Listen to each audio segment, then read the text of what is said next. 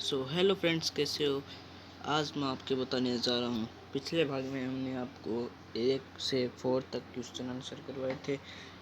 अब आपको 5th से सारे क्वेश्चन आंसर मैं करवा दूँगा। चलिए चलते हैं हम अपनी वीडियो की तरफ। 5th क्वेश्चन हमारा है कि आपदाओं से निपटने के लिए अपनी तरफ से कुछ सुझाव दीजिए।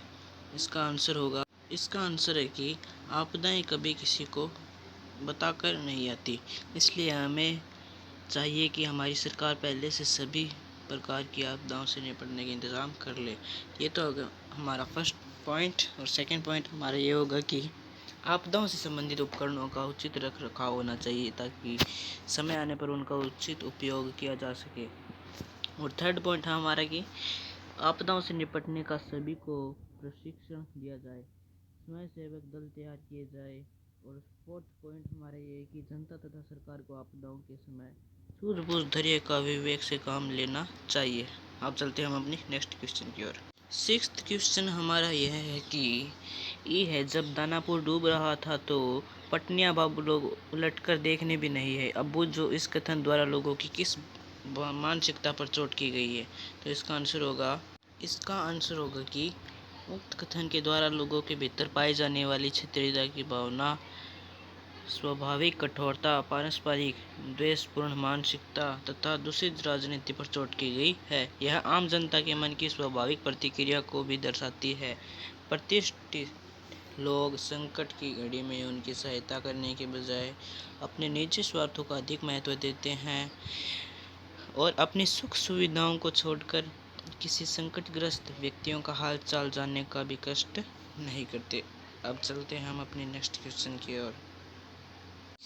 7th क्वेश्चन हमारा यह है कि खरीद बिक्री बंद हो चुकने पर भी पान की बिक्री अचानक क्यों बढ़ गई। इसका आंसर होगा 7th का आंसर होगा हमारा कि उत्सुक लोग बाढ़ को देखने के लिए बड़ी संख्या में इकट्ठे हो रहे थे। वे बाढ़ से भयभीत नहीं थे बल्कि कौतूहल से युक्त थे।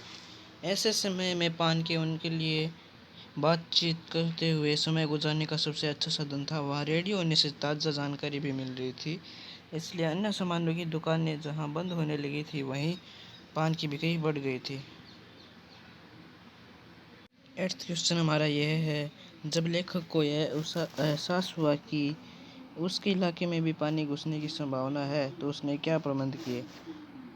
तो उसका आंसर होगा कि 8th का आंसर होगा, जब लेखक को एहसास हुआ कि उसके इलाके में भी पानी घुसने की संभावना है तो वे रोज़मर्रा की चीज़ें जुटाने में लग गए। उन्होंने आवश्यक ईंधन, आलू, मोमबत्ती, दिया सलाई, पीने का पानी, कंपोस्ट की गोली इकट्ठी कर ली ताकि बाढ़ से गिर जाने पर कुछ दिनों तक गुजारा चल सके।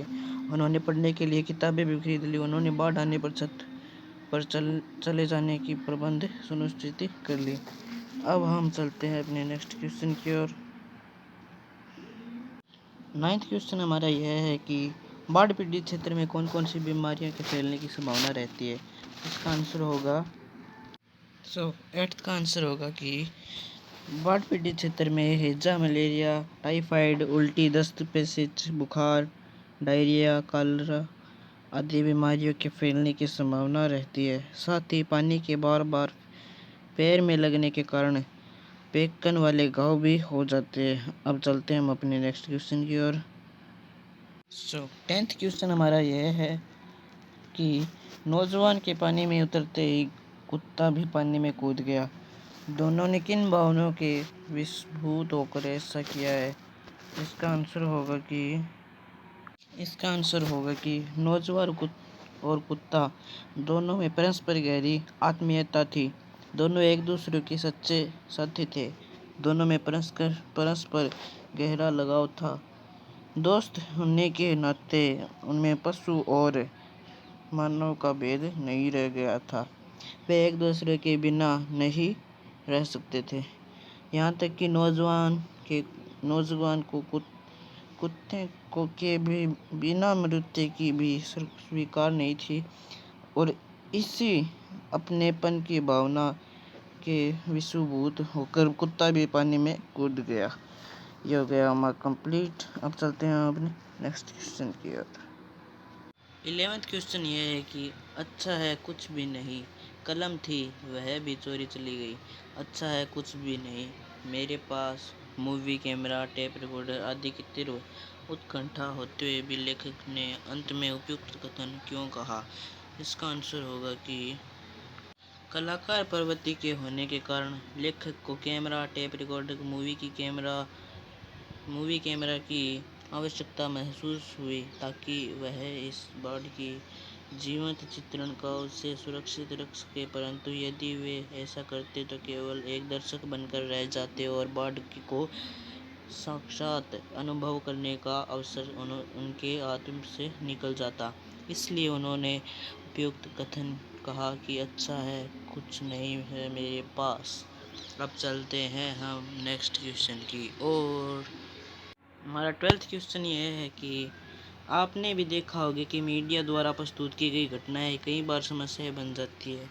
ऐसी घटना का उल्लेख कीजिए। इसका होगा कि जहां मीडिया समाज को जागृत करने का प्रयास करता है, वहीं कई बार समस्याओं को बढ़ा भी देता है। उदाहरण स्वरूप बाबरी मस्जिद कांड। इस घटना को इतना बढ़ा चढ़ाकर मीडिया में दिखाया गया कि जिसके परिणाम स्वरूप पूरा देश सांप्रदायिक दंगों की चपेट में आ गया और आज तक कोई हल नहीं निकल पाया। अब चलते हैं हम अपने नेक्स्ट क्वेश्चन की ओर। ये हमारा लास्ट क्वेश्चन है फ्रेंड। आपसे एक रिक्वेस्ट है कि प्लीज़ आप इस वीडियो के लिए, इतनी मेहनत के लिए एक लाइक तो बनता ही है। इस वीडियो पर एक लाइक कर दीजिए, और एक लाइक नहीं, 1.5 लाख लाइक टारगेट है हमारा। इस वीडियो पर ज़रूर से लाइक कर देना और चैनल को भी सब्सक्राइब कर देना। ये क्वेश्चन है जो कि हमारा लास्ट क्वेश्चन है। चलिए अब इसको हम पढ़ते हैं। 13 क्वेश्चन है हमारा। अपनी देखी सुनी आपदा का वर्णन कीजिए। इसका आंसर है जुलाई 2005 पूरा मुंबई शहर बाढ़ में डूब गया था। पूरा का पूरा शहर जल में डूब चुका था। करीब 1 बजे के आसपास वर्षा ने अपना जो प्रलयकारी रूप धरा, वह करीब हफ्ते पर जारी रहा। लोग दफ्तरों, दुकानों और काम के स्थानों में फंसे रह गए। नन्हे बच्चे विद्यालय में बिना बिजली के पूरी रात काटने के लिए मजबूर हो गए। इस त्रासदी में न जाने कितने जाने गई और देश की इस अधिक राजधानी को कितना आर्थिक नुकसान उठाना पड़ा। तो गाइज, ये तो हो गया हमारा कंप्लीट। तो इससे पहले मैं आपको एक वेबसाइट के बारे में बता सकता हूँ। सबसे पहला आप अपने प्ले स्टोर ऐप ओपन कीजिए। ओपन करने के बाद सर्च करिए यू डिक्शनरी। ये ऐप आप डाउनलोड कर लीजिए। यू डिक्शनरी नहीं, आपको सर्च करना है NCRET। इसके अंदर आप हर एक क्वेश्चन आंसर का आंसर निकाल सकते हो। ये देखिए, यही ऐप मैंने भी डाउनलोड कर रखा है। इसके ज़रिए मैं आपको पढ़ाता हूँ। तो अभी के लिए बाय।